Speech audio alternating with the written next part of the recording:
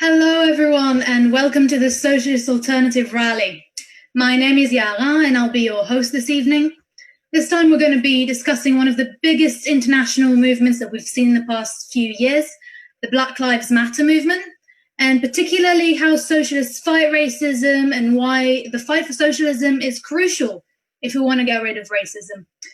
I want to take this opportunity to ask our viewers to like the stream, share it, start watch parties, anything you can do. This rally, I think, is one of the most important ones that we've done so far, so please help us reach as many people as possible. I also want to encourage everyone watching to share your experience with us. Have you been to any Black Lives Matter protests in the past couple of weeks? We want to know everything about it, so let us know where you're from and what the mood was like where you are. So this recent Black Lives Matter protest started with the murder of George Floyd on the 26th of May by a police officer in Minneapolis, which was completely caught on camera. The horrifying video, which I think probably most of us will have seen, shows the horrifying 8 minutes and 46 seconds that it took him to die, with heartbreaking calls for his mother and the consistent warnings that he gave, "I can't breathe." His crime? Allegedly trying to use a counterfeit $20 bill in a shop, and of course being Black in the racist, oppressive society that we live in. This wasn't the first time that the Black Lives Matter movement has surfaced. In fact, this specific case is, I think, very reminiscent of the murder of Eric Garner in New York in 2014, who also screamed that he could not breathe and who was also filmed while he was dying. But this is the first time that this movement has mobilized on this scale and on such an international level as well. By the end of May, we saw over 450 major protests across the USA and all over the world as well, spanning 3 continents. Those worldwide protests are an incredible show of solidarity, but that's not all they are. Protesters all around the world are making this connection between police brutality and the horrible murder of George Floyd, but also their own local situation and the way that racism has affected them. This goes way beyond solidarity. It uncovers the systemic racism that exists all around the world, not just in the US. And as a matter of fact, that's been a massive issue in most protests around the world. So one of the most popular slogans at the UK protests, for example, was "The UK is not innocent." And it's very clear to see why there's been protests in over 150 towns all across the UK. So Socialist Alternative members in the UK and all around the world have been actively participating in those protests and movements. Socialist Alternative is a member of an international organization called International Socialist Alternative, or the ISA, with presence in over 30 countries and on every single continent. Our members in the US played a particularly amazing role, not only by taking to the streets and organizing protests, also involving their trade unions and the important role that they can play. Our elected Seattle council member, Shama Sawan, opened the doors to City Hall to allow protesters to occupy the building. Our members in Minneapolis mobilized transport workers and the union to refuse to drive protesters to jail, which also moved forward to other cities across the US. This shows the role the workers can play in this movement. There is so much more to be said about the task the socialists have in this fight, and that's exactly why we're all here. So we've got some incredible speakers tonight, and I want to take this moment to introduce them. First of all, we've got Eric Jenkins, who is a member of our sister organization in the US. Eric is an activist in Philadelphia and has been an organizer in the Black Lives Matter movement there. So we're going to be looking forward to hearing from you, Eric. Then we have our very own MONIQUE SLATTERY, who is a Socialist Alternative activist in Bradford. She will answer questions about the UK and organising here, so I think that will be really important things that she's going to say as well. Then last but not least, we've got Paul CALLANAN from the Political Committee of Socialist Alternative, who will shed some more light on how to build the solidarity that we're talking about, and also the link between racism and capitalism. So thank you, Paul, for being with us as well. Now, this is a good opportunity to say that our speakers would be more than happy to answer any burning questions that you may have as well. So please write down in the comments anything you'd like our panel to answer, and we'll try to answer as many questions as possible during this live stream. So now, without any further ado, I want to ask Eric something that I'm sure almost everyone watching from the UK is dying to know. I know that I am. Can you tell us a little bit about what it's been like with the protest there? Yeah, I can. And I've also, so the cities I've been in during the protests have been Minneapolis, the center of the rebellion, and also Philadelphia. Contrary to what like the media likes for people to believe, it is not full of riots. That has been a minority, but it needs to be said that the riots were really a rebellion, that people were looting into the stores, not so much for like luxury goods, but for food, diapers, things like that. For days, the Target in Minneapolis, for example, the famous building that got caught on fire, that was right next to the 3rd Police Precinct, hundreds of cars from out of town came in getting food, diapers, etc. So largely the protests have been multiracial, they have been peaceful, but people are clearly not letting up on the demands. With the 4 cops arrested, people are saying that it's not just about the 4 cops, it's about a system. Not one more is a popular slogan. It is not just George Floyd. People are talking about Trayvon Martin, Mike Brown, Breonna Taylor, Ahmaud Arbery. So it's seen as a systemic struggle, which is very interesting. And this phenomenon is being like repeated across the country. There's not a single major city in the United States that isn't affected by this. Is either protests, even in rural areas, massive amount of protests in rural areas, which does not happen in 2014, the original Black Lives Matter movement. And that's like very significant. And I think the last 2 things is, and I'll talk about this later, the response of the state, of the US government and the city governments have been ruthless. They called in the National Guard. They have used tear gas. People have died from the police repression. And so it's just escalating the struggle. And also the unions have gotten involved as well. The ETU union in Minneapolis, I probably pronounced this wrong, the obligated, probably said that wrong, Transit union, who runs the public buses, they said we're not going to work with the police with arresting protesters, which allowed them to take over the city. And also there's like other workplace actions like the postal workers there in Minneapolis that really led, I think, around like a 300 to a 500 person march to George Floyd's memorial, and said that, you can rebuild these buildings. Their post office got burned down, but they said that you can rebuild a post office, but you can't get back George Floyd's life, which was very powerful. Shows like this is a working class movement. Brilliant. Thank you, Eric. And I think it seems in the news, at least from here, we can see that there's been some big changes made in response to the protests. A lot of people talking, but also, we've seen calls to defund the police and things like that, especially in Minneapolis. Can you tell us a little bit about that? Yes, so it was a very big thing that happened. First of all, we see all around the country some of the demands are being met. Recently in San Francisco, they had banned the use of tear gas and also said that there will no be police responding to non-criminal cases because people call 911 for all sorts of reasons, for mental health checks, the cat stuck in the trees, things like that. But usually, instead of someone that could actually help, usually has a cop show up armed, and San Francisco has said they banned that. But we should recognize that a lot of these reforms we've already wanted to pass. New York passed a chokehold ban. Chokeholds has been illegal in New York since 1993. So they keep passing the same reforms thinking no one will notice. They proved to be ineffective. But the biggest thing is the Minneapolis City Council. All 9 Democratic city council members said that they will dismantle the police, and that is a veto majority, so they cannot be vetoed by the mayor, who has recently said that he does not support dismantling the police or defunding the police. And a lot of people have expressed joy. And we should be clear, the only reason they did that is because the working class showed power into the streets. They were forced to posture. They did not want to do that. This is the same city council that voted for a increase in police budget a month ago. The same city council that pleaded for the governor to send in the National Guard to crush the protest. So they're not radical city councilors or whatever, but are forced by the movement. But needless to say, a lot of it is happy talk. Already, multiple city councilors have backed on it. Her name is Lisa Bender. She's the city council president in Minneapolis, and she said, well, dismantling the police is a goal of theirs. So it becomes not an action, but a goal, a wish.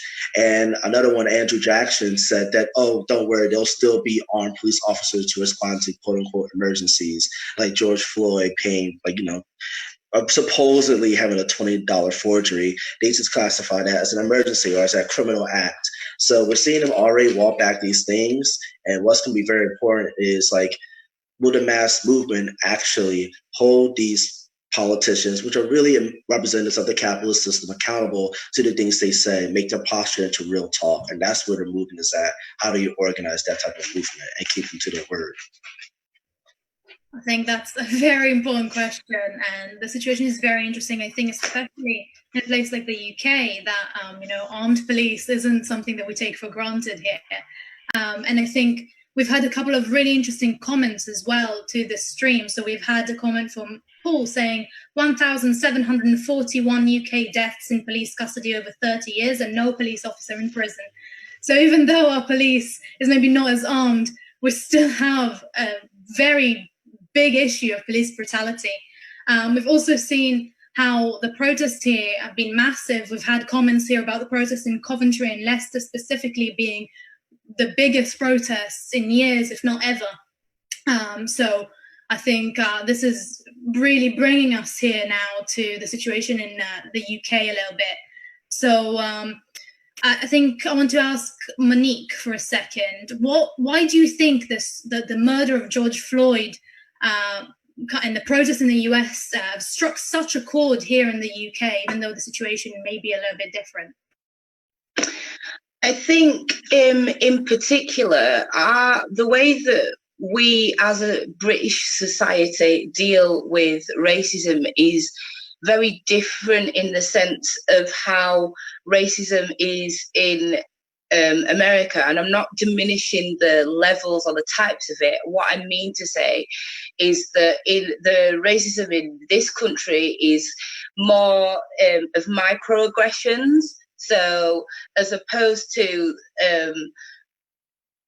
being people outwardly, calling you an offensive name or outwardly making offensive comments. In this country, people tend to use different language and different rhetoric. And what I mean by that is, for example, rather than saying, oh, look at that mad black woman over there, they would say, oh, she's coming across as intimidating and aggressive, which I know that this is probably, you will see parallels like this in the US.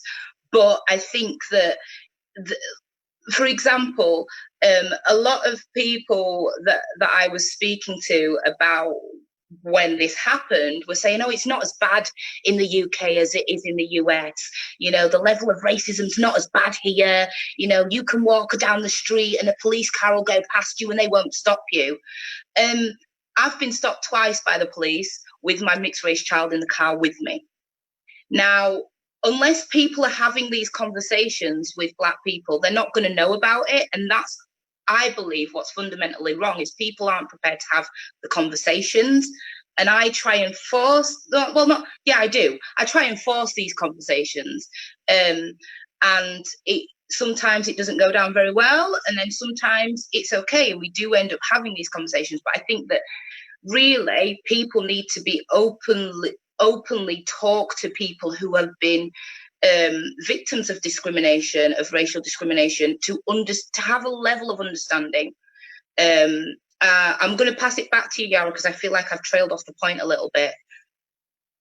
Thank you. I think these are really, really good points about the differences between the US and the UK. I want to maybe hear from Paul as well about this. Why do you think this is what blew up in the UK?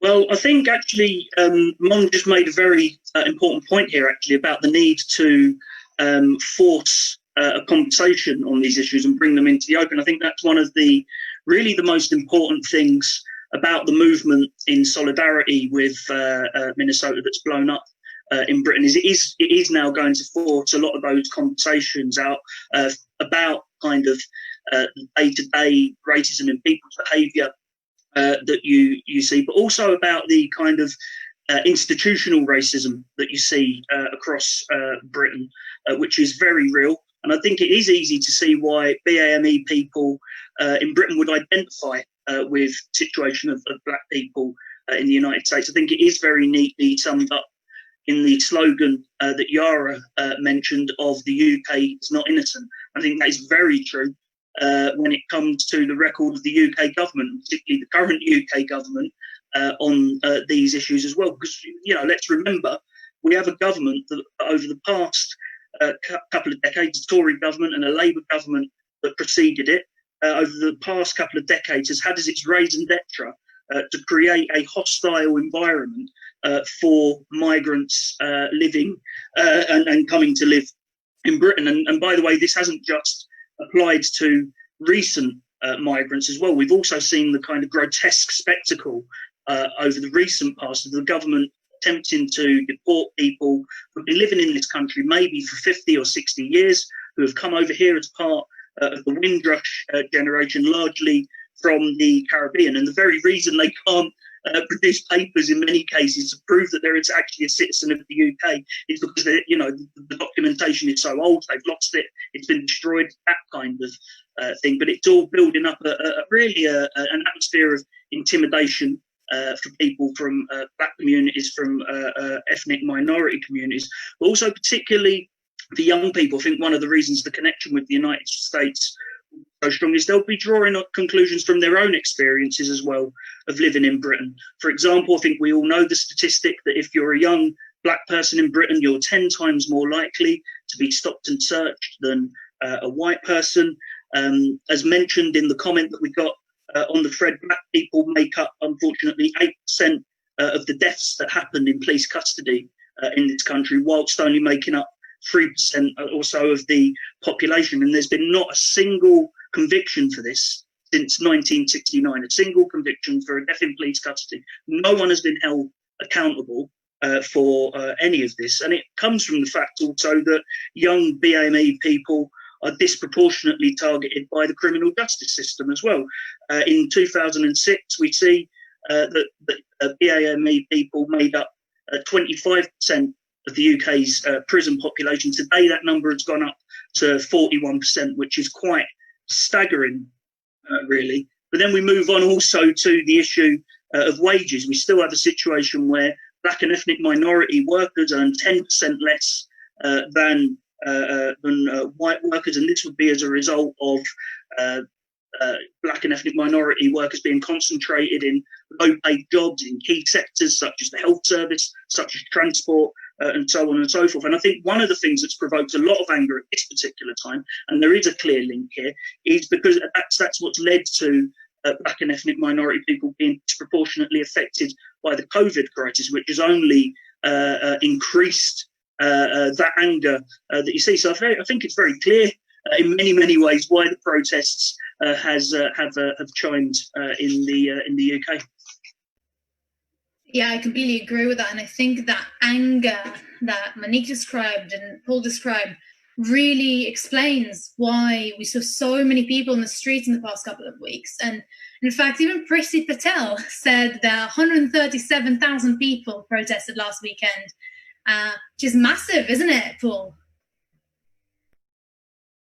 Yes, it is. It's absolutely huge. I think it's been many years, actually, since we've seen a protest movement take place like this in Britain. Obviously, we've seen sporadic outbursts. For example, there were big protests when Trump came over for a visit a few years back. But this is certainly the biggest thing we've seen. I think those figures could be even bigger, actually, than what Patel is attempting to lead us to believe. And it is particularly significant that the protests have taken on this scale, these dimensions, at a moment when we are going through this pandemic, we are going through a situation of lockdown. There are genuine concerns and fears about going out and being part of big crowds and the risks that come with that, of spreading the pandemic and so on and so forth. But it's amazing, really, and it's inspiring, actually, that the anger at what's happened in the United States, as well as the anger in Britain around the questions of racism in the UK, has led for has led for all of that fear and those concerns to be overridden, and people have still gone out and protested in a very angry way, in a very militant way, but also a peaceful way at the same time over the past couple of weeks. And if you look at those crowds, it's mainly young people, particularly Black and Asian people, but it's a diverse range of people, working class in the main, and it shows a real appetite of wanting to get,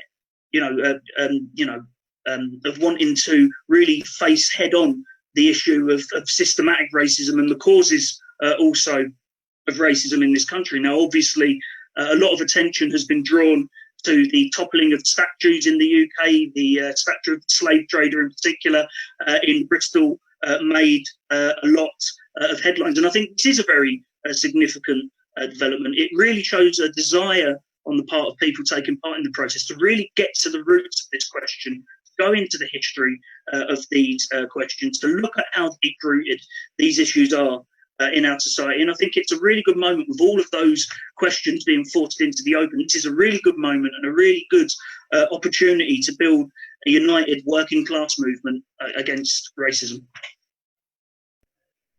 Very well said, Paul. And I think that obviously when Priti Patel said those numbers, she wasn't praising the protesters. She was exactly talking about the coronavirus crisis, saying that the protesters are going to cause a second spike.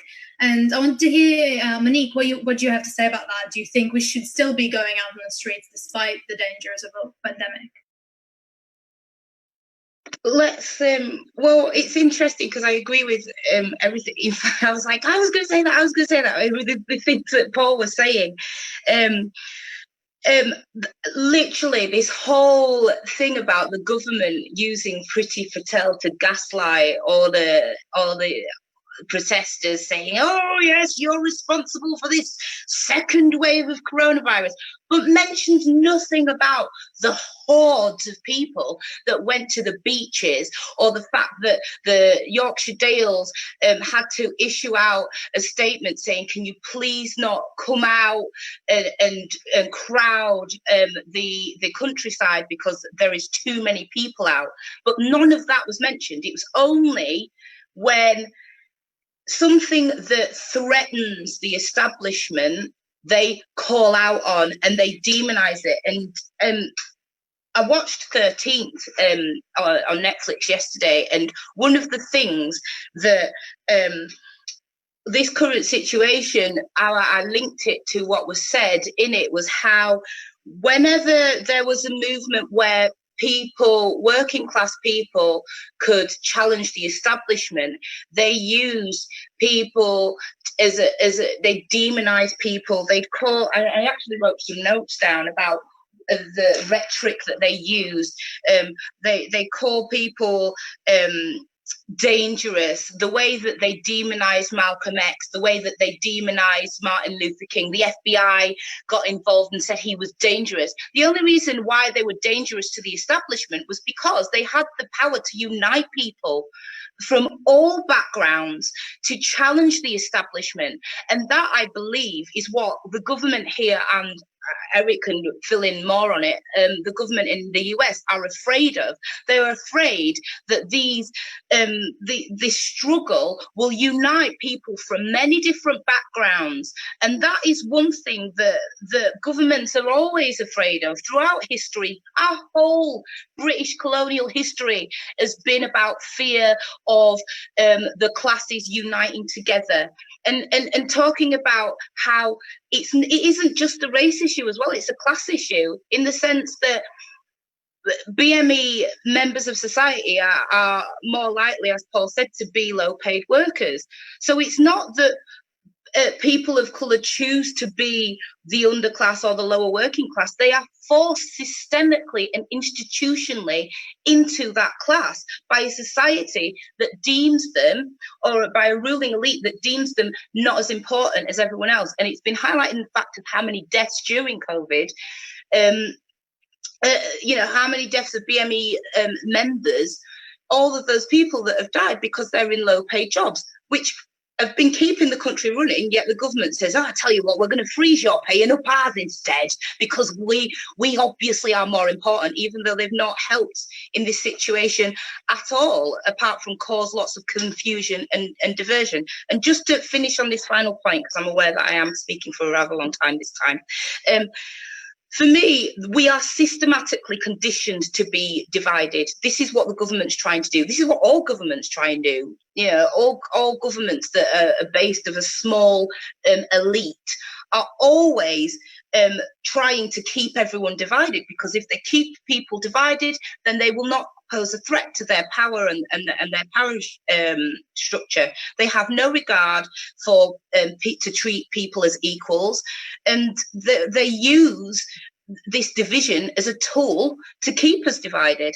We need to unite on a common goal, and if anything that George Floyd's death has done, yes, it has caused this division in the sense that people don't have a clear understanding of why this is so important. Whenever I post up Black Lives Matter, people say, all lives matter. We know all lives matter, but Black people are disproportionately treated in comparison to their white counterparts. And that is the part of the argument that you need to understand. That is the part of the argument that people need to understand.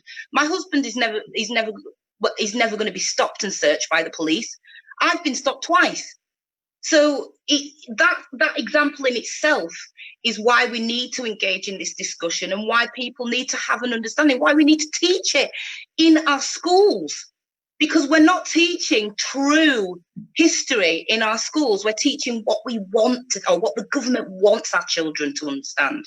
I'll pass it back to you, Yara. Thank you so much. And I think those points are really, really important. I think, you know, even when we talk about coronavirus, it hits, like Paul said, it hits Black and minority ethnic people a lot more than it does white people. So even the virus on itself, like in of itself, is reason enough to go on the streets and fight racism. And I think it's especially correct to say that the Tories didn't care about anything to do with this virus for so long. They've played a really horrific role in trying to maintain this virus, and suddenly they're all caring out for us so much when it comes to racial issues. It comes across as disingenuous, which is actually what's happening here. Now, I want to remind our viewers that if you have any questions for our panel, please put them down in the comments. And that being said, we have a few questions that I think would be good to answer now. So first of all, I have a question for Eric from Sean. What do you think about the developments in Seattle and the autonomous zones set up by people and communities there? And what is opposition about this? Well, personally, I think it's a very positive development. We have to remember that prior to the Capitol Hill Autonomous Zone, or CHAZ, there were protests there for literally days, and the police were shooting tear gas. There were reports of babies actually, getting hit with tear gas and being affected by that. Also, people being pepper sprayed and beaten by not just the police, but also the National Guard. And people saw fit to really strike back against the system that was really repressing them and really take control of the city that they built, because the working class has built these cities. So I think it's a very positive development. Our city councilor, Social Alternative City Councilor Shama Sawant, who is a elected representative, city councilor in Seattle, and where Shaz is in her district, Capitol Hill, District 5, has definitely supported it, went to the protests, talked about the need of really and I'll talk about these demands later on, of defunding the police.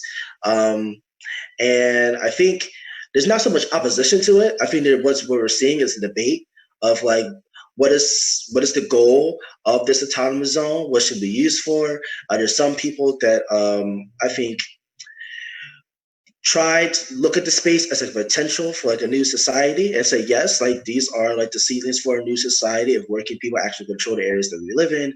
But we have to recognize that the state will always come in and really quash these things. That's what happened with Occupy Wall Street. And really the lesson that the working class learned is that really it's all wresting power from the capitalist class, from the ruling class, who are mostly racist, white, rich people. Jeff Bezos, one of the richest people in America, is white. Elon Musk comes from apartheid South Africa, but he doesn't want to really talk about that. So it's really a battle against the capitalist class and also racism, and really looking at the autonomous zone as not the movement, but a step towards the movement. And I think that's where the debate lies. And I think it's good, though. I'd rather be talking about this than doing nothing and having a debate. Brilliant, thank you, Eric. And I have another question for you from our comments. Danny is asking exactly what you started talking about. How do we respond to calls to defund the police? Is that something that we support? Yes, 100%. I think the important thing is to be clear. Here in the United States, because of the mass movement and just another point, just the politicization of the cities, especially Minneapolis, it is a mass movement to say Black Lives Matter. There's not a block where you go that's like Blue Lives Matter or whatever. Even if you're like consider yourself right wing, you have to say justice for George Floyd, because it's truly on a mass working class basis. And defunding the police is the same way. Majority of Americans, I believe, do support that, just like they do support the rebellion, but it's a very vague demand. It can either mean, on the one end, people call themselves abolitionists who want to abolish the police, say we could defund the police and then incrementally disband them. On the other side, you have the the Democratic Party, the liberals, who say, well, defunding the police really is just like putting more money into like community policing, which here in the United States really just mean more training for the police, anti-bias training, chokehold bans, things like that, more body cams. I think the important thing that we're trying to say is defunding the police. And Shama has put forward defunding the police in Seattle by 50%, along with banning tear gas, etc., and putting that money towards housing, education, coronavirus relief, and other things as well, such as restorative justice, oversighted by the working class, because that's the important thing. Where is the money going to, and also who is overseeing it? We cannot rely on the working class enemies, which is the city council, except for Shama Sawant, because she is a Marxist city councilor and actually fights for the working class. We can't allow them to like shift the money around. Often it happens, and I'll wrap up with this point, often it happens in the United States where there's fights around a budget, it just becomes about shifting the limited pool, when actually it's the rich that has a bunch of money. So not only defund the police and shift that money to essential services, but also tax the rich, tax Amazon and big business and rich developers, have the workers control what goes on in their communities, where the money goes, and actually build working class power. That's it for me. Brilliant. Thank you so much, Eric. I think this is really interesting and important, especially for people in the UK who maybe don't hear this kind of like internal discussion in the US. And I have another question from Becky in the comments. The Independent Office of Police Conduct needs to be scrapped. The new name for the Independent Police Complaints Commission, it's not independent. Do the panelists think investigations into police brutality, deaths in custody, etc., should be carried out by anti-racist organizations? And I'm really curious to hear what Paul thinks about that. Well, I think with any of these organizations that are ostensibly there to hold various bodies of the state responsible, they're generally toothless, they're generally ineffective. And they're generally linked, even if they claim to be independent, they're generally linked to the state by a million tiny different little threads. They're never truly independent. And actually, certainly in the history of the IPT, we've seen that, as I said earlier on in the discussion, that no one in the police force has been investigated for the deaths that have occurred in custody since 1969. And this isn't just, and this is actually where you can draw a link between the experiences of working class people from all kinds of different backgrounds, because this isn't just on the issue of racism. If you look at, for example, like something like the Hillsborough disaster, where the IPC was supposed to be investigating the activities of senior police officers after 96 football fans died as a result of their actions there, it was over, it's over 30 years, I think, before anyone was convicted. So it's a completely toothless organisation. And the new independent body would be a completely toothless organisation as well. And I think it raises many of the questions actually that Eric has just kind of discussed in his contribution. It's not just about an organisation.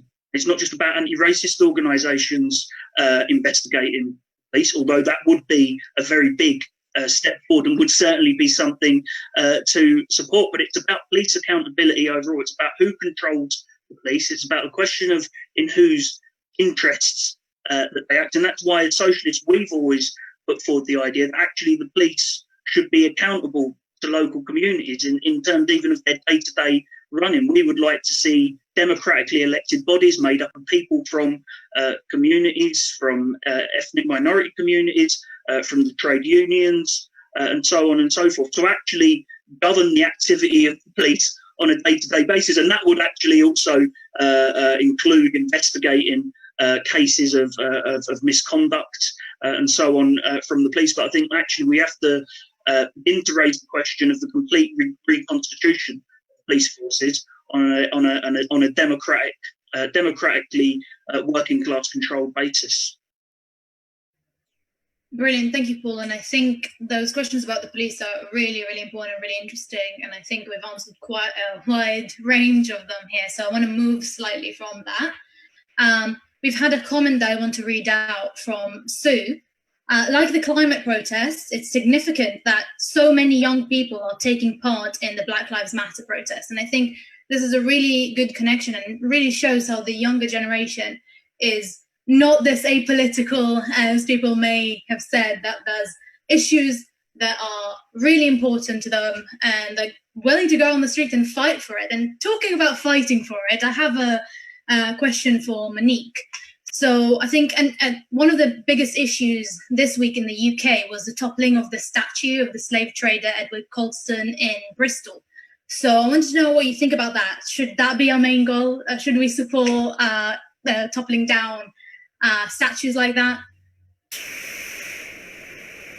Well, firstly, it's funny because I actually was reading about in The Guardian, I was reading an article about how a statue of a Jamaican poet was poured over had corrosive liquid poured over it in retaliation.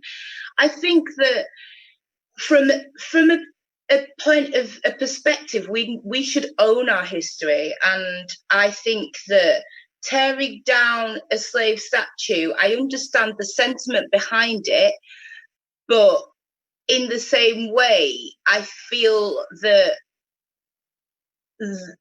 because of the actions, what's done is it's changed the narrative of what the point about why people are frustrated and why people are angry now. Because whenever people describe the process, and I had this conversation with one of my friends today, he was saying that, oh, people are just vandalizing property and things like that, and it's getting all violent, and it's this and it's that, and it can be seen as a way to distract from the actual point. Look at what those protesters have done. They've torn down this statue. But when you constantly repress a layer of society all the time, they've got no outlet for their frustration. So what are they going to do? They're going to use something that is symbolic for their repression to tear down. I personally, on a personal level, I don't feel that pulling down the statue can serve as any sort of positive steps forward for our movement in the way to be accepted in an equal society. However, having said that, I'm not going to admonish the people that have done it because they had their reasons for doing it. Again, though, it is one of those things where I think that the main point needs to be, the main frustration needs to be aimed at the government rather than at statues. That statue is not going to be able to change the way that policy is set in the future. That statue is not going to be able to raise the wages of low-paid workers. That statue is not going to be able to put in a decent education system where our children learn about the true history of what has failed in our society. And let's not, let's not joke about it or sort of be under the illusion that the society that we live under is so perfect, because it clearly isn't.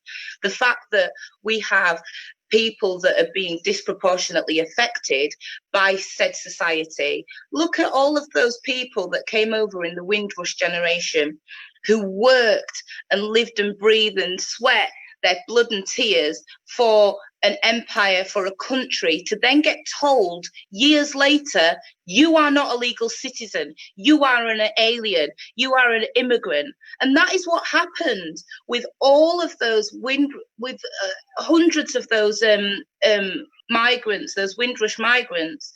And you know, the way that they dealt with it, they could have torn down a statue, but it wouldn't have served them any purpose to get further with their point.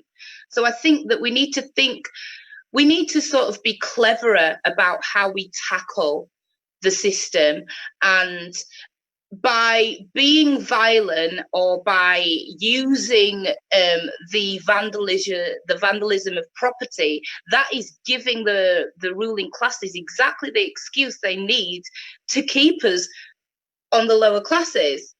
So I believe that there is a better way of dealing with it, and in hindsight, you know, rather than pulling down the statue, we could protest around the statue that it gets removed. No justice, no peace. That's what is constantly being chanted at these rallies. No justice, no peace. You won't, if we don't get justice, you won't get peace. And that genuinely is the right, in my mind, is the right way to go about it, is to seek proper justice rather than taking the law into our own hands.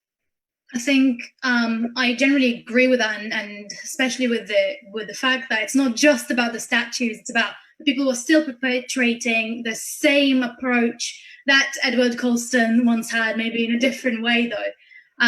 And obviously, the education part is crucial to it, and like learning about how this country was built and the people that we still put on a pedestal to this day.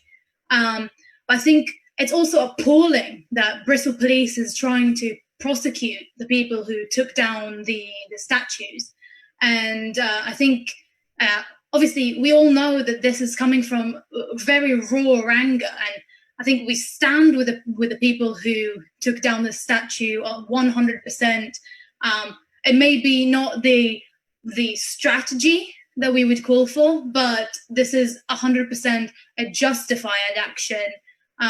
That I think we should, like the protesters have done absolutely nothing wrong, at least in my opinion.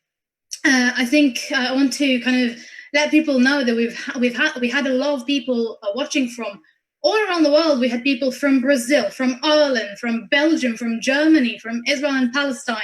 So this has been a really international discussion, and I think this issue of the statues has also had massive international influence. Like we've seen the statues of King Leopold II in Belgium being taken down as well. And I wanted to ask Eric, have you heard about those incidents, and what are your thoughts about the statues being taken down and kind of like this discourse that's happening right now on the representations of racism that we have on the streets every day? Yeah, I definitely have been hearing about it. The most famous one is the Bristol one. Just seeing the statue get rolled on the concrete and dumped into the river. This is a similar struggle that happened in the United States around the Confederate statues, basically just mass-produced Confederate statues that litter in the South, that really wanted to erase the memory of the Civil War. And I think it can serve as a distraction. It becomes about this thing, what's called in the U.S. a culture war, basically like which culture is going to win, how shall we determine history, whatever. And that is a distraction. But I think also what you're seeing is like a battle against racism and any vestige of racism by the working class, that racism is seen as a disgusting, abhorrent idea by the majority of the working class, and they have no tolerance for whatsoever, including the statues. But I think also what's interesting is that the one in Bristol, including Leopold, they exploited the masses in Africa, workers and the poor, especially, I don't know the particular name of that person, but I know he sold around, transported 84,000 slaves. And really the tie between slavery was started by international capital. You know, Marx said it best, without slavery, there will be no international capital, that the labor necessary to really industrialize the new world would have existed, and really international capital is thanks to slavery. And I think people are constantly making the connection that racism and slavery are obviously linked, and this person is a predecessor for the system that we live under right now, and they're trying to take that down, but they also need to take down the modern statues of workers' exploitation here in the United States, prison industrial labor, which is just a new modern form of slavery, and tear those statues down as well. Institute not just new anti-racist statues, but also symbols of the working class, less Confederacy statues, more John Brown's and James Connolly's statues and things like that represent true working class heroes, and also institutions as well, just like the many capitalist institutions that we have to face, and instead building working class parties, working class institutions, things like that. Brilliant. Thank you so much, Eric. I think there's a really, really important point, and we always have to connect the questions of the statues to actual slavery and what the effects are on our everyday life right now. And the connection to capitalism, I think, is very clear, like you said. You might be very excited to know that the statue discussion has really been going on in the comments as well. So that's really interesting, and I'm happy that this is evoking such emotion and really interesting discussion as well. But I want to move away from the statues for a bit and talk about something that we've seen in Britain in the past few days, especially the appalling reaction that some politicians, including the new Labour leader Keir Starmer, had to this movement. So I wanted to ask Paul if he has anything to say about that and the kind of the reaction of politicians to this movement.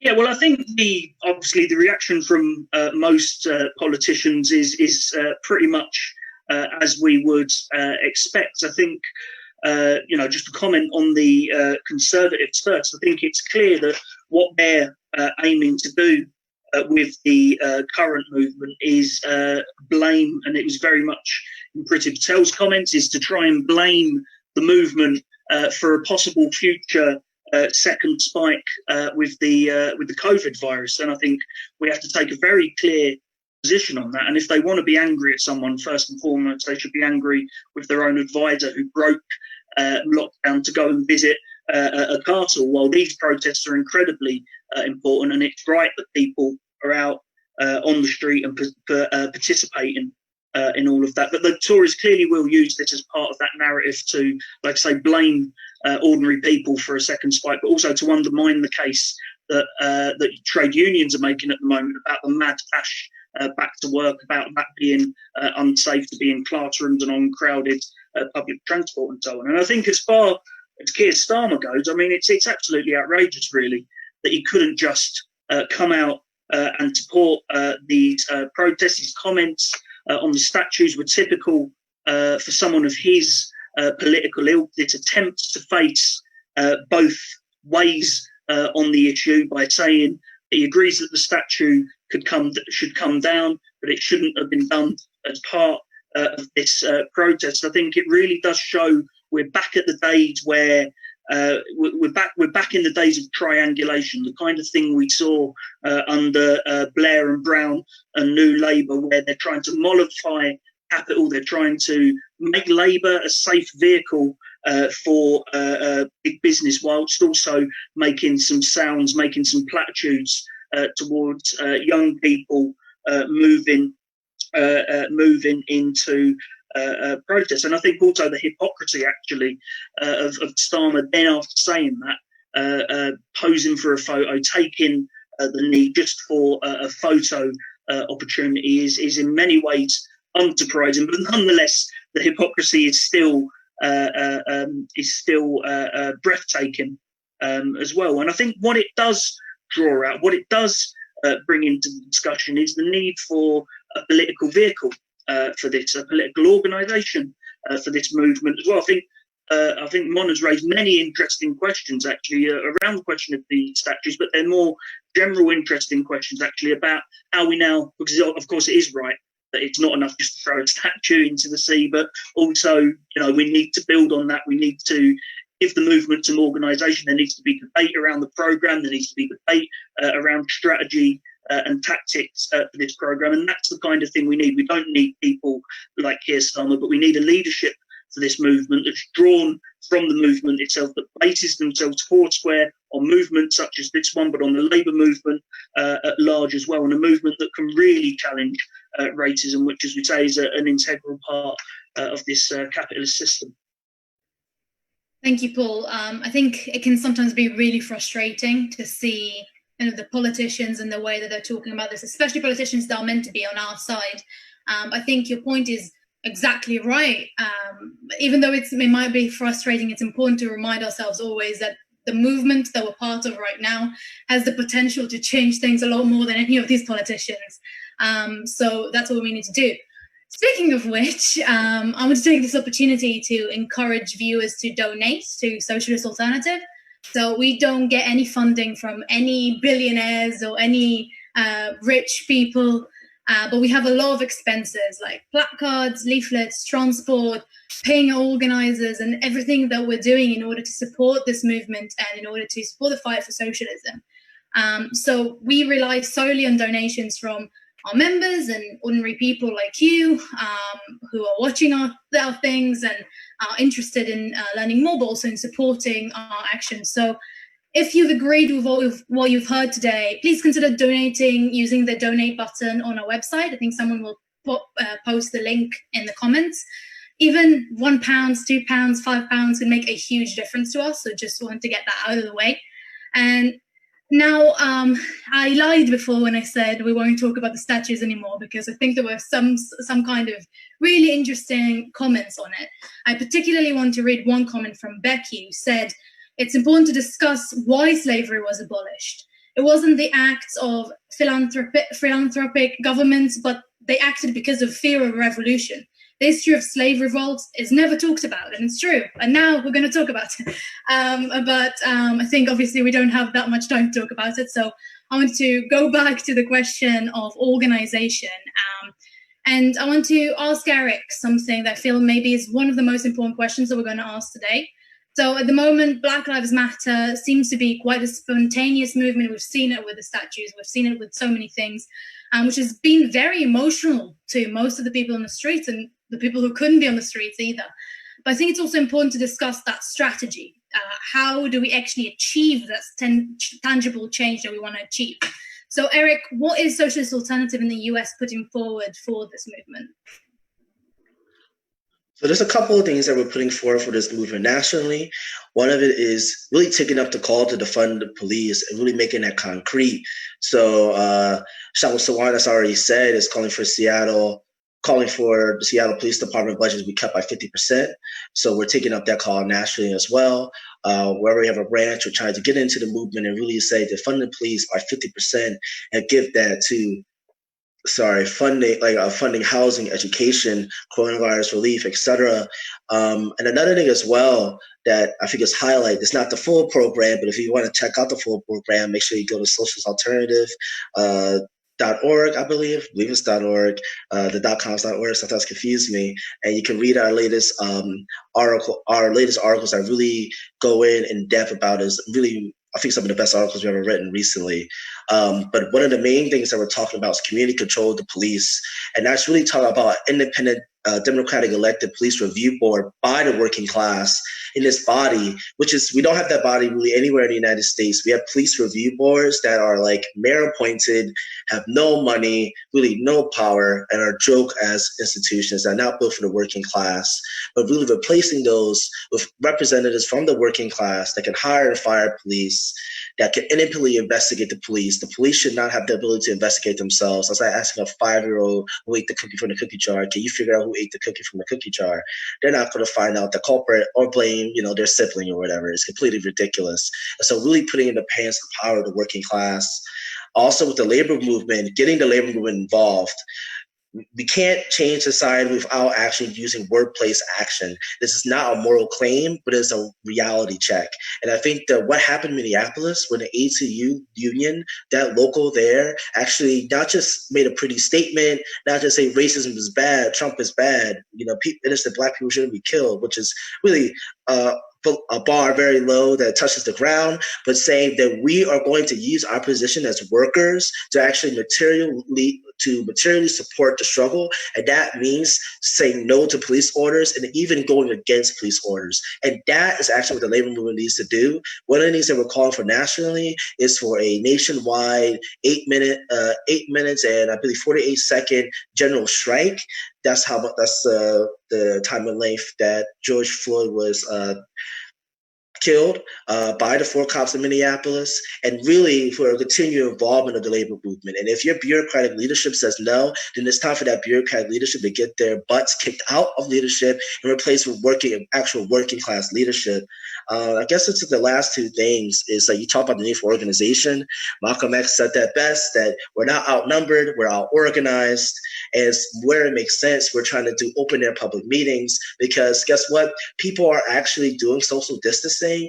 There's not been that many cases of people getting coronavirus from the protests. People wearing their masks, they're using hand sanitizer. The only time social distancing is actually violated is when the police come in and they abuse protesters and people are running for their lives, trying not to get hit by rubber bullets. And so really having open air public meetings to really organize the protests, really defending ourselves from the rare cases, but still we should talk about the white vigilantes that are attacking the protests, but really mainly from the National Guard and police, and really trying to make sure social distancing is established, but also that we're not really harassed and killed by the police and the National Guard. And also the last thing, and we have to keep saying this because this is really the main question, is that the United States working class, we don't even have a Labor Party. We have a Democratic Party, which is really the Republican Party with blue dye. They don't pretend to be for the working class. They say they're a capitalist party. They have no connections with the unions whatsoever, except to get them to vote for them, and really calling for a new party of the working class. And when we say that, we're not just saying a new party they can vote for every 2 years, but a living organism of struggle. Workers making this party being founded on not just on unions, but also working class communities, actually going in and say, how are we going to win the demands in a continual political and economical struggle? And that's what we're calling for a mass party. And people want that because they recognize you can't say vote blue if you're in a Democratic mayor, a Democratic city councilor, a Democratic district attorney, a Democratic governor, a Democratic senator, and you're getting tear gas. Vote blue for who? But why vote blue? That's the question I think a lot of working people are trying to figure out, and really putting forward, we need our own political voice for the working class that fights for a working class unapologetically and not with the permission of big business, because they're never going to get their permission because they are our enemies. That is completely right. I couldn't agree more. Very, very well said there. And I think this is also really interesting to hear in the context of the US. Obviously, even though, racism is an issue that's inherent to capitalism, we've talked about this a lot, obviously there's going to be nuances from place to place. And I think I want to hear what Monique thinks about the situation in the UK and what kind of demands we should be raising here based on what Eric has said. Okay, so when it comes to sort of openly talking about socialism, I am one of those that you might call a shy socialist, in the sense that I feel I am the sort of person that if you are constantly telling me something, then I'm likely to not go with that idea. Whereas if I have an open discussion where I'm allowed to sort of come to that decision by myself, then I'm like, okay. And so I think the way forward for me, and I imagine for a lot of others, is that at the moment we're in a very sort of divided and polarized Britain in the way that people are sort of treated in the cliques and under this system that we live under. And let's be under no illusions that this system can become non-racist, because a capitalist society is inherently based on racism because of the way that it treats people. It's founded out of the hard work of ethnic minorities. However, my sort of thought process to this is that we need to unite on a common goal. And the common goal that I see is that we have a government that doesn't care about unity, that only cares about division and upholding its own agenda by any means necessary, protecting itself and its counterparts by grasping onto power. And let's not forget, however, that we allow that to happen as a society. We stay silent. And, you know, a lot of people have been speaking out about how we can change the way that people talk about racism, the way that we can change how racism is, in the sense that we can eradicate it by speaking out. And we have to do that. We have to speak out about the injustices in our society. If you stay silent, you are as complicit as the people enforcing it, because you're not using your voice to put out your own opinion on what you believe should happen. The amount of people that don't vote, for example, that's how we got into this mess in the first place. And I'm sure in the US, that's how they got Trump as a leader, because of the millions of people that are not registered to vote, including people who are incarcerated. And a lot, I mean, there was over millions of people, and young people especially in particular, that didn't vote. And I think that needs to be addressed as well in the way that we allow our representatives to be there. I think with the first past the post system, it doesn't work because you get two edges of the same sword. Labour is nowhere as differentiated from the Tories. They're both of the same milk, in my opinion, and I'm sure in a lot of other people's opinions as well. So in order for us to build a mass working party, we need to be having discussions everywhere. We need to not be afraid of having those difficult discussions.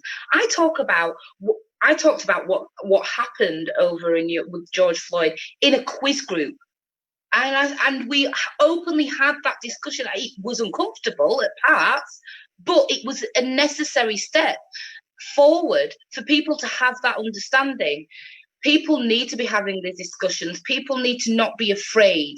And that is what the government relies on, and the establishment relies on people's fears and anxieties to not challenge the establishment. We need to stand up, we need to stand proud, and we need to remember what it's like to be a human being and treat others as you want to be treated yourself. I'm a woman of faith, so I always think that Christianity and socialism are sort of interlinked, in the sense that I think that Jesus was the first socialist. I'm not going to go off on a tangent, but the point that I'm trying to make is that people just need to treat people like people and talk and unite on a common goal. And the common goal is that we need to make sure that we fight for a society that's equal, that treats people equally, that doesn't discriminate on the grounds of gender, race, disability, or anything, you know. And the way forward is you need to go out and have this. Anyone who's watching this, go out and have these discussions with your friends. Go have it with your families. Go have it with you in your workplace. Because of the current situation, the way that the mainstream media is pouring all of this stuff down our eye holes, we can talk about it because it's openly there for us to talk about. So most definitely organise yourselves within your trade unions, organise yourselves within your workplaces. I have had discussions with my students that I teach, and they get it. They've just been born and they get it. But all of these discussions are really vitally important, and that's the thing that people forget, is communication is a way forward for a peaceful resolution. So that I think I've made my point. So. That's 100% true, and I think, you know, this entire discussion we've I think really clarified how the UK is not innocent, and there's a lot that we can talk about and a lot that we can do. And I think the program that we put forward here as Socialist Alternative also talks to things, because I completely agree that we will never be able to dismantle racism without dismantling capitalism. But even there's so many things that we can do that would make it even slightly less racist. It's not that difficult. Like, ending stop and search, like racist policing generally, prosecuting the police who would do the police brutality, and having this democratic community oversight of policing as well could help massively. And like you said, having the trade unions deal with these questions in a serious way as well. And I think if you want to read more about our program, we actually have the new issue of our paper coming next week on Saturday. So it's issue 8. It's going to be amazing. You're going to see takes there that you're not going to see in the mainstream media, and definitely not from Keir Starmer or any Blairites. So make sure that you like our page to hear about that more. And we're also going to have a new episode of our podcast coming out next week on Thursday. So make sure you are following us to hear more updates about that. Now, we are running out of time slightly, but I have one last question that I think is really important that we can finish on. So I think, Eric, do you think that the fight for socialism, like we kind of said here a little bit, is essential if we want to fight racism? And why do you think socialists get involved in the fight against racist oppression in the first place? Oh yeah, so it is the history of socialists and in the Marxist movement to get involved in struggles around race. Marx, as I'm pretty sure a lot of your viewers know, was an avid anti-slavery organizer who talked to the working class really across England and the UK, trying to support getting the government not supporting the Confederacy at that time, because during then the prime minister at that time might have supported the Confederacy, and it was the working class, particularly those in the clothing factories and the fabric factory, that say that we're not going to work on Southern cotton picked by slaves. And that's really been a tradition. And so the reason why is that we have to recognize that racism does not come from like our skin. A lot of people say Black people are killed by the police because of our skin. And what they're really saying is, they look at a Black person, they have these thoughts, or the cop says, okay, this Black person is inherently dangerous, etc., and they kill them. But there's a systematic reason for that. It's to instill fear. It's to make sure these people do not organize, to make them feel like the communities that they live in is actually open their prisons rather than their communities. It's to instill fear, to not organize in their workplaces. It's about fear and control. But for what? Who do the cops call? Exactly, and that's the problem we really need to talk about. The cops don't just respond to crimes automatically. It's really, who does a cop call during an eviction? Who does a cop call when a homeless person goes in an abandoned house and they sleep there? Who does a cop call? I mean, who calls a cop when someone shoplifts from a grocery store just to get a loaf of bread? It's the bosses of the establishment. It's the real estate developers. It's the landlords. It's the capitalists of the society that says that we are using this police to ensure that working class people stay divided and also fearful. So the struggle for socialism is also the struggle against racism. You cannot have a successful socialist movement and a racist one at that, because the working class as a whole needs to be united, and racism is a big barrier, especially here in the United States. And the ruling class fears, they tremble at the thought of a multiracial, multi-gendered working class movement that is actually unapologetic about the demands. And I think the last thing I'm going to say is talking about, really want to put in class unity, that Fred Hampton, he was a Black Panther in Chicago, got killed by the Federal Bureau of Investigations, the FBI, at the age of 21, who said, you can't fight fire with fire, you can't fight racism with racism, you fight racism with socialism. You don't fight Black capitalism, you don't fight racism with Black capitalism, you fight with socialism. Really saying that we're not going to elect our own Black face leaders. We had that with Obama, and Black Lives Matter happened under Obama. And what did Obama do? He got up on his podium in Baltimore, which was a couple of hours from DC, so maybe that's why he's a little shaky that day, and said that they were criminal and thugs. And it shows that this is not just about black people versus white people. It was never about that. It's the fact that the majority of black people are working class people, and that the working class ever realize that they're not only that they're a part of a global class, the majority that actually runs society, and that we can unite as a class and really get black liberation, which is require an establishment of a whole new world with a working class and poor control their communities, and then they can get that now. But what is needed is actually organization, revolutionary leadership. They do not want that at all, and they will assure divisions by any means necessary. And so that's really important. Where will be the revolutionary force to really argue these ideas and get into the discussions about the way forward, because people are literally begging for the way forward. It's not the question if the system's broken. The question is, what do we do about it? Or do we go down with the system, or do we actually arrive on a new island and make a new world? That's the question. Well, this is, I think, a really important point, and I think especially when we saw how diverse these protests were, and we talked about it a little bit as well. And I think this also answered one of the questions that we had in the comments about kind of whether we need to separate these struggles for, North African struggles, Black struggles, etc. I think that this question of class unity of a diverse nature is like the most powerful way that we can fight the system. And I know Paul wanted to say something very briefly about this point as well. So Paul, go ahead, and that's the last question that we have. Okay, thanks, Yara. I'll try to be very quick. But yeah, I think it is important to socialists and important to Marxists, because racism isn't just a side issue or a kind of social problem that has developed under capitalism over a period of time, but it's absolutely foundational to capitalism.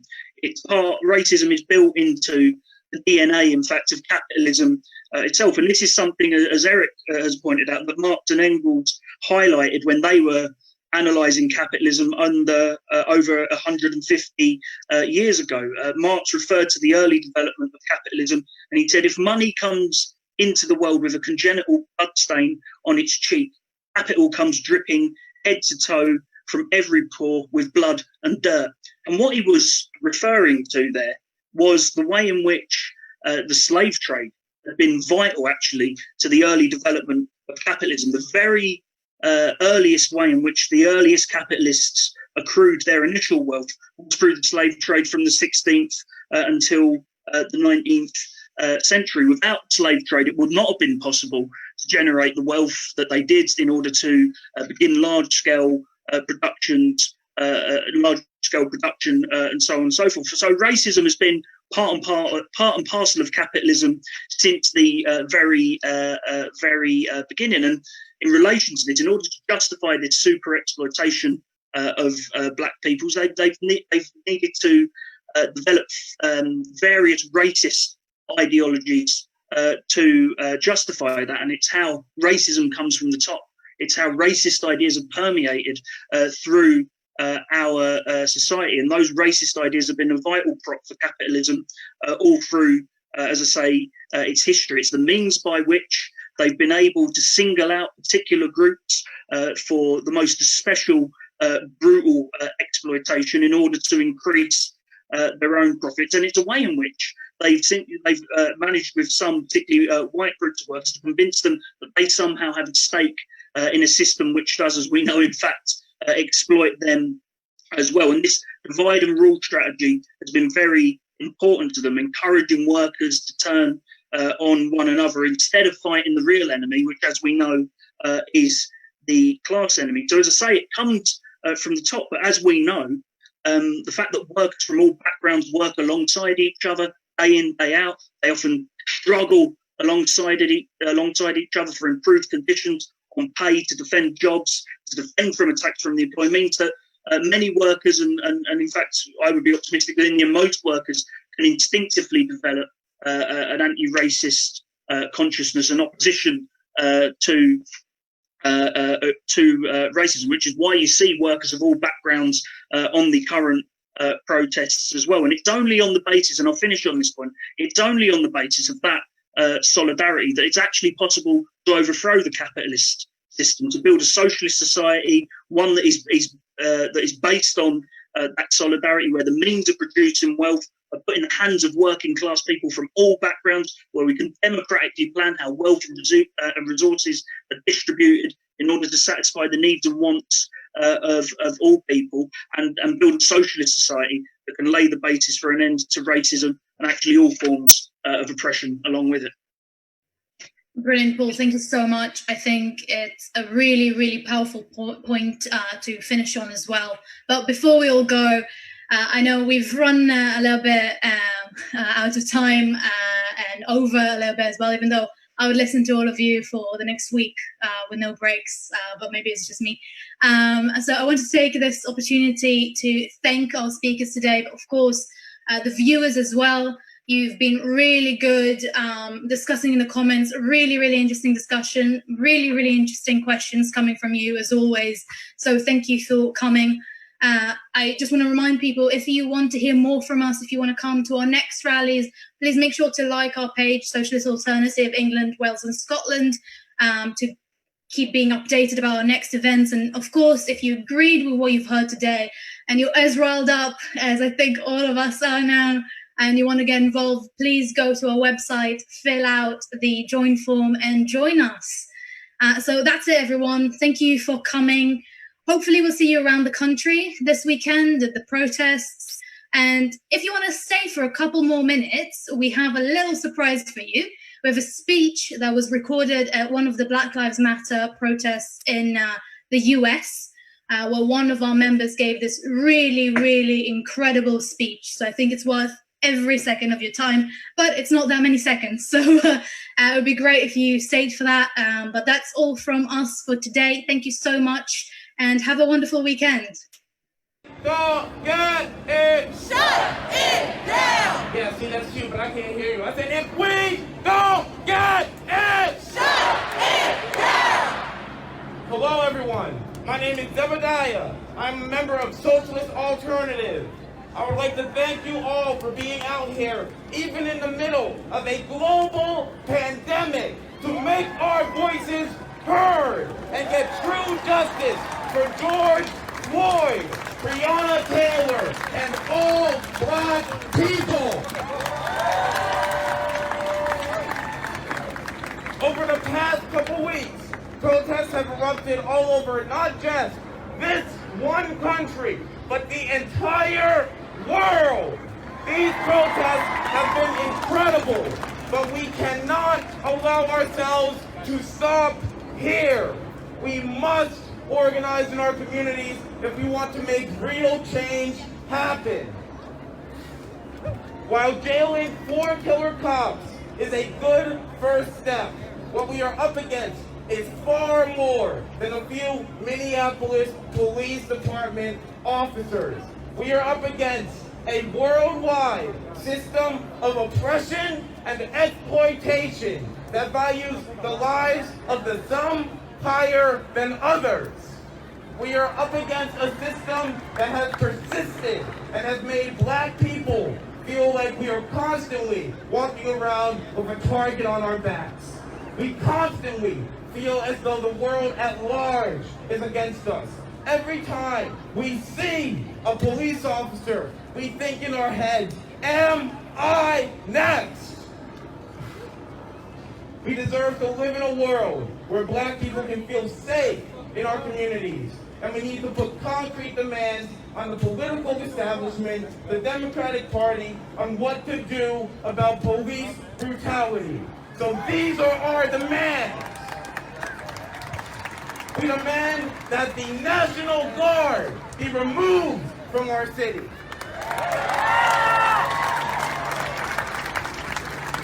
We demand that the police department be defunded and that the money be reallocated to fund social services and green infrastructure.